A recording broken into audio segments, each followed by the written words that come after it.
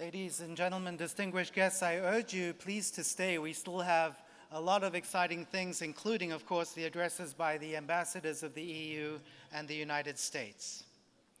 Investing in the future, that's what Zion Kenan, the president and CEO of Israel's largest bank, Bank HaPoalim, is doing. Bank HaPoalim has played a central role in the Israeli high-tech world since the start of the industry. The bank encourages high-tech and fintech startups that represent the voice of a new generation. This is the fourth year that Bank HaPoalim has sponsored a contest to encourage Israeli startups working together with the world-renowned Technion Institute of Technology. BizTech is open to students at all Israeli universities, and since its establishment in 2004, it has given birth to over 120 successful startups. Bank HaPoalim, Israel's leading bank, has long been a financial technology innovator. Now, our cutting-edge innovation is redefining the daily banking experience. Meet Poalim Digital, the first paperless bank branch in Israel and one of very few anywhere in the world. Poalim Digital is transforming our customers' banking experience by enabling them to do all their banking digitally on tablets, smartphones, smartwatches, digital walls, and interactive digital stations. At Poalim Digital, the entire banking experience is revolutionized, from customers making an appointment to meet their banker using an app, to withdrawing money using their smartphones, to getting credit and foreign currency services digitally. Even personal investment advisory services are provided virtually. Branch personnel are updated on customer needs on their smartwatches and are here to help guide customers as they encounter this new banking frontier. The future is now. Poalim Digital branches will open throughout Israel in the coming year, defining the next generation of banking. Bank HaPoalim is proud to build on its long-time position as the digital leader of Israel's banking industry. Change the way you bank. Poalim Digital. I'm now proud, it's my honor to invite Bank HaPoalim President and CEO Zion Kenan to present the prize of BizTech 2015 to Peekaboo, a medical startup that invented a non-invasive way to collect urine samples from babies.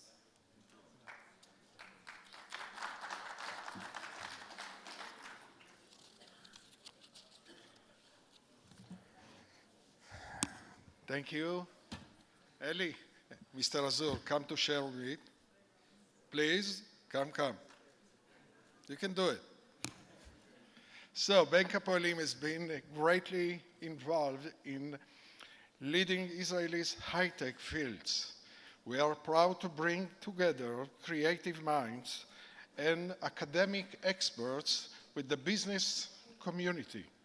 It's my pleasure now to ask Lior Harshai and Yoel Engel, the winners of the BizTech 2015 competition, to come to get the special awards, please.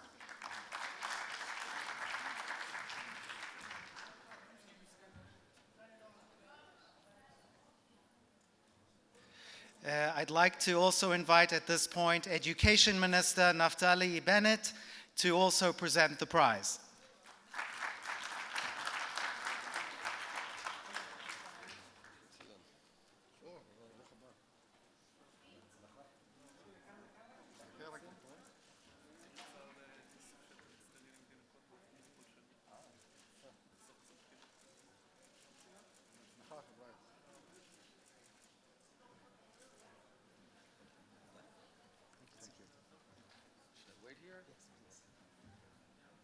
Now, without further ado, it's my pleasure to invite Education Minister Naftali Bennett, the leader of the Bayit Yehudi, or Jewish Home Party, to address this audience.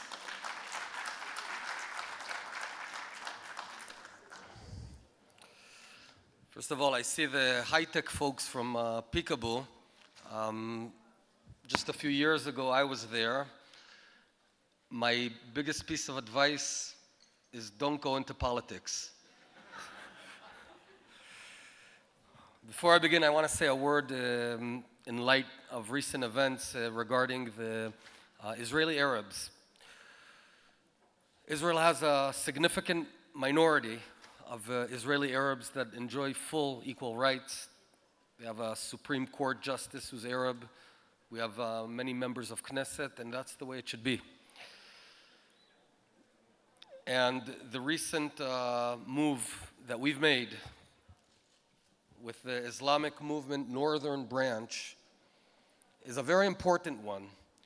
But I want to emphasize that by no means is it targeted against Arabs or Muslims. Quite the contrary. And notice that we only outlawed the Northern Branch, not the Southern Branch. Only the branch that dealt with incitement and undermining Israel. And as Minister of Education and previously Minister of Economy, I've invested extraordinary resources and time, my own time, in strengthening the Israeli Arab community. As Minister of Economy, I opened a dozen employment centers to help them get into the workforce. As Minister of Education, for the first time since Israel's inception, Arab kids are learning Hebrew in kindergarten and first grade and second grade. Until now, it only started in third grade. This is huge news. We want Israeli Arabs part and parcel of the Israeli society, and our policy is to warmly embrace the majority of Israeli Arabs and have a very, very tough hand on the very small minority who's trying to undercut Israel. Ladies and gentlemen, on March 27th, 2002, a suicide bomber walked into the Park Hotel in Netanya and detonated the explosive belt he'd strapped around his waist. 30 Israelis, who just moments earlier were celebrating the Seder of Passover, died. This attack came at the height of the Second Intifada. This Intifada that claimed lives of over 1,000 Israelis, blowing up and exploding in Jerusalem, in Haifa, and Tel Aviv. And during that horrible month of March 2002, 130 Israelis were killed. At that point, if we go back in a time machine, the country was confused. The government seemed paralyzed and helpless. The so-called experts told us that there's no military way to defeat terror. I can still remember their voices. On Channel 2, on Channel 10, you hear them in and out. There's no military solution. It's only a political solution. The only way to stop these attacks, they claimed, was through diplomacy. If we just give up enough land, the terror would stop and there would be quiet. And this was sort of the common wisdom. They were dead wrong. 2 days after the Park Hotel massacre, the Israeli government, launched Operation Chomat Magen, Defensive Shield, to stop the suicide bombers and retake control of the Palestinian cities in Judea and Samaria. And it worked, big time, within weeks. Within weeks of the beginning of the operation, the number of attacks and Israeli casualties dropped by more than 80%. And then while it took a bit more time, we eventually succeeded in bringing down suicide bomber attacks down to zero.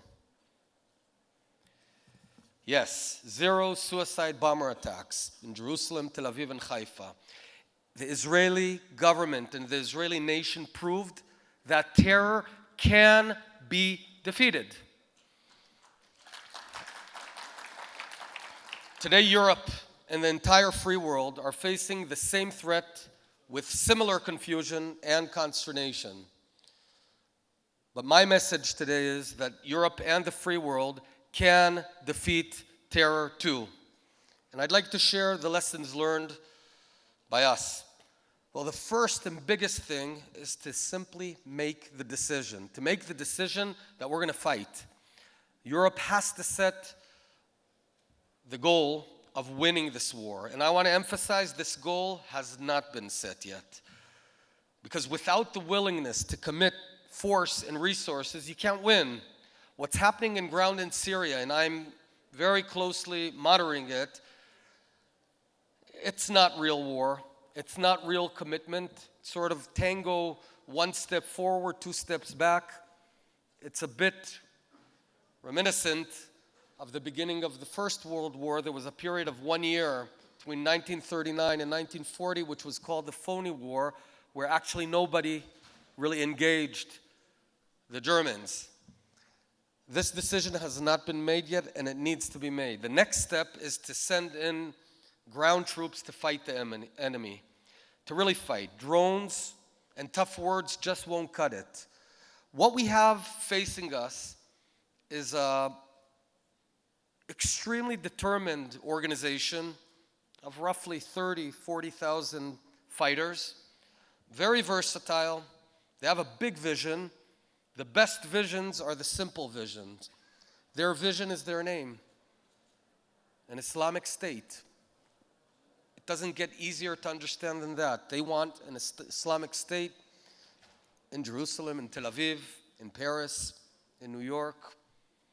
They want to restore the greatness that they had roughly 1,400 years ago. Well, here's what we did. In 2002, we went on the offensive, and we returned into the cities of Nablus, Jenin, Yericho, Tulkarem, and we went house to house and door to door to hunt down terror suspects.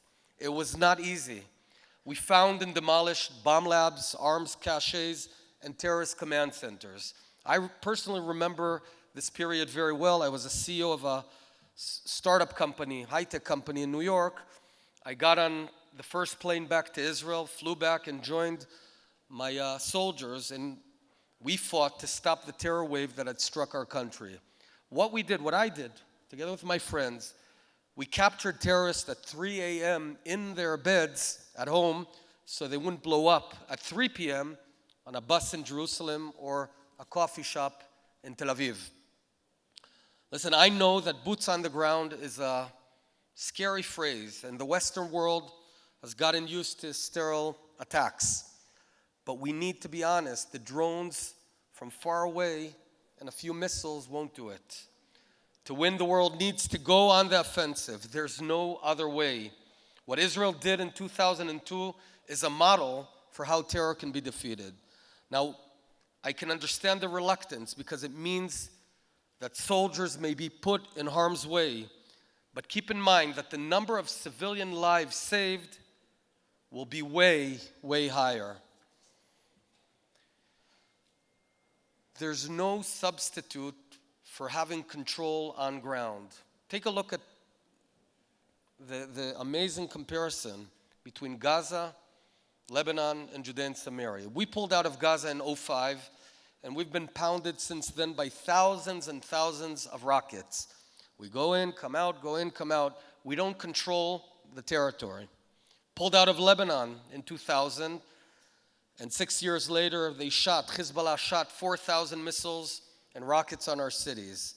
And today, they have no less than 150,000 missiles targeting our homes. We're not there. In Judea and Samaria, though, not a single rocket has been fired. Not one single rocket, not one single missile, not one single mortar. Ever asked why? Why is this? Why is Gaza so packed with the missiles, Lebanon so packed with rockets? The answer is simple.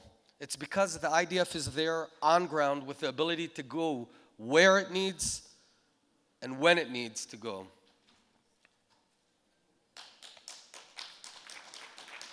There's another myth that we were told about terror, and this is very important as well. We were told that terror is born out of despair.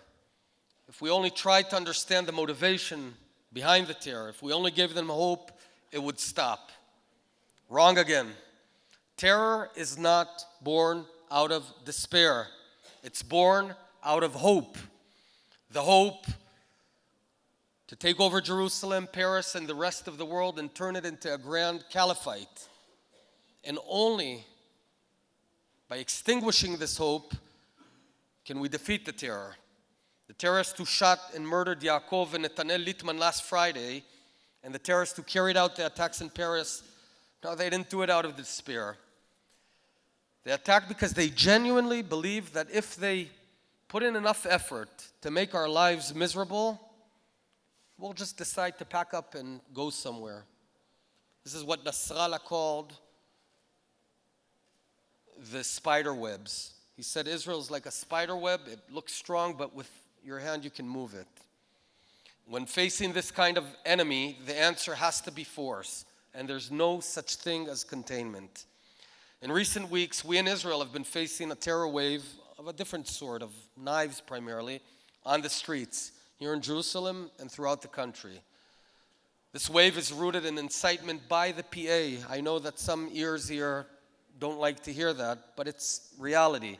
By the PA, by the northern branch of Islamic movement. They've invested tremendous efforts to convince and persuade the grassroots that Israel is about to blow up or destroy Temple Mount, which is blatantly false.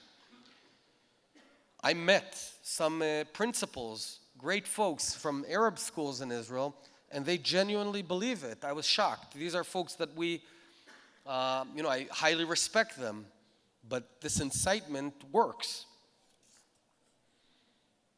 So when Abu Mazen spreads blood libels claiming that we've killed people who are still alive and being treated in our hospitals, when Sheikh Raed Salah lies that Israel is about to blow up Temple Mount, you don't sit down and talk to these people, you fight back. This is why I worked very hard over the past 2 months in the cabinet to get the cabinet to outlaw the northern branch of the Islamic movement, to revoke citizenship of terrorists, and to once again demolish terrorists' homes. And I can now tell you that we've changed course in this battle. The Israeli government has changed course. It's been tough, but we have. And it's working. Earlier this week, the terrorist who killed Yaakov and Netanel Littman was turned in by his own father from fear of house demolishment. And now we know, while it didn't prevent him from the first attack, it did stop his next one. But it's also about not rewarding terrorism. Recently, Prime Minister Netanyahu tossed up the idea of unilateral steps. Let me be clear. I will do everything possible to prevent unilateral withdrawals, and I will do everything in my power to prevent the establishment of a Palestinian state smack in the heart of Israel. My reasons are quite simple. State. You know, when you look around, the whole region is falling apart. The whole region is fragmented. Nation states are going back to tribal mode. Why would this one startup in a difficult place where actually things are not perfect, but they're nowhere as bad as what's going on in Syria, Iraq, and all around, why would the free world, the West, still try to twist our arm into importing the incredible failure into the heart of Israel? I just don't get it. And it's such a strong conception, and unfortunately, only one thing will break this conception, and it's reality, because words won't do it. I have no doubt that a Palestinian state will be taken over by Hamas and become another launch pad for rocket and terror attacks against Israel. How do I know? Well, because it happened. Every time we did it, it happened. Every time we ceded a piece of land, it happened. In 95 to 2000, we handed over land to the PLO, and it turned into a launch pad of over 1,000 terror attacks. We did it in 2005. First time it was with an agreement. In 2005, it was unilateral, right? Did the same thing we were promised a Singapore in the Middle East, and we got hell. And you know what? There's also another reason. This land belongs to the Jewish people. This week, this Shabbat, Jews all around the world are going to read the Torah portion about Jacob's dream and the famous ladder where angels were climbing up and down. Well, where did it take place? Was it in Tel Aviv? Perhaps in Cholon? Maybe in Carmiel? No, it was in Beit El, just north of Jerusalem, in what some refer to as occupied West Bank. Let me be very clear. One cannot occupy his own home.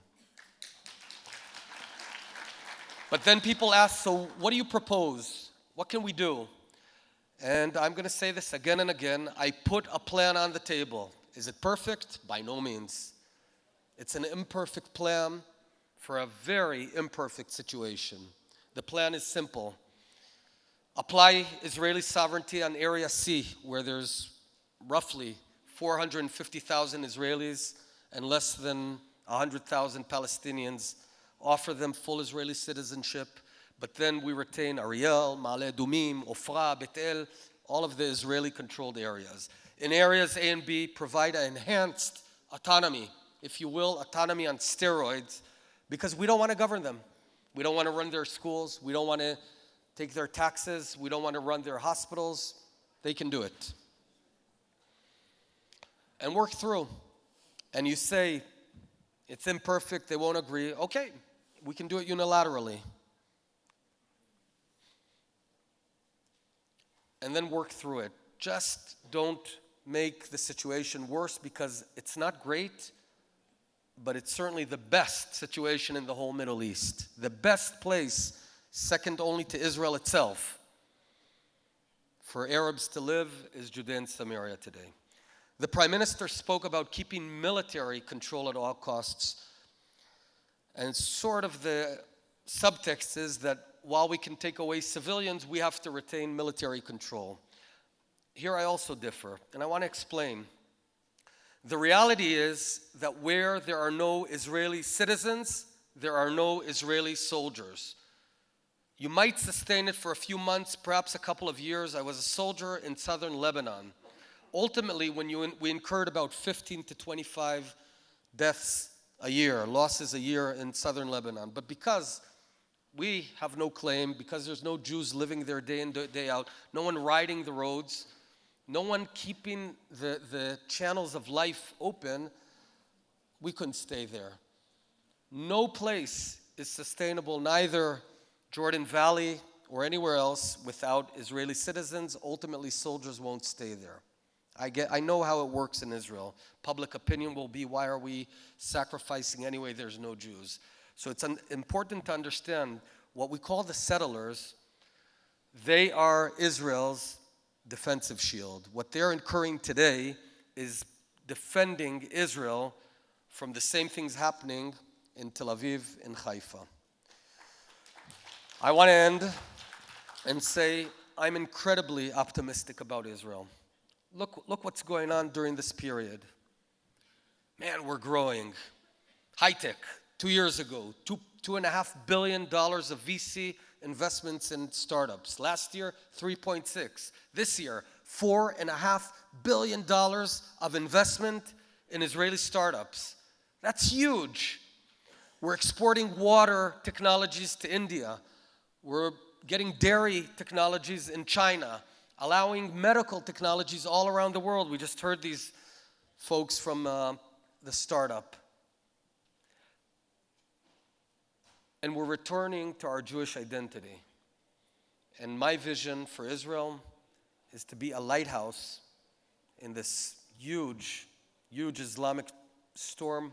We're a lighthouse that pierces those clouds and shows the world how you can be surrounded by lethal enemies, yet be a light upon nation.